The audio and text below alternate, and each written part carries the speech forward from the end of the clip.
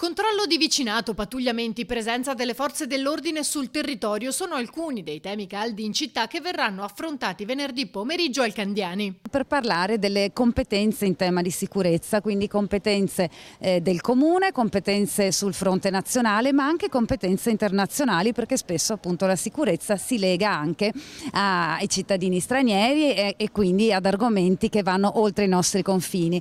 E ne parleremo con il nostro vice ministro dell'Interno Vito Crimi e con Felice Casson, ex magistrato e che oggi è consulente per l'ONU in materia di criminalità. L'obiettivo è trovare delle soluzioni concrete al malcontento che ancora troppi cittadini vivono quando parlano di sicurezza, nonostante finora siano stati fatti molti passi in avanti. Non è un incontro che vuole lanciare una nostra linea politica sul tema, ma è veramente un incontro rivolto al confronto in modo trasversale. Infatti abbiamo invitato anche il sindaco, l'assessore, i comitati di cittadini per il controllo di vicinato, cioè vogliamo raccogliere elementi.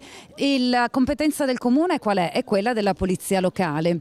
Riteniamo certamente che sia importante capire quali sono le funzioni della polizia locale, perché ad oggi appunto sembra che siano un po' strabordate verso competenze di altre polizie, la polizia di Stato o altre forze dell'ordine. Invece secondo noi è importante capire cosa può fare la polizia locale e se può essere di supporto agli altri livelli di forze dell'ordine.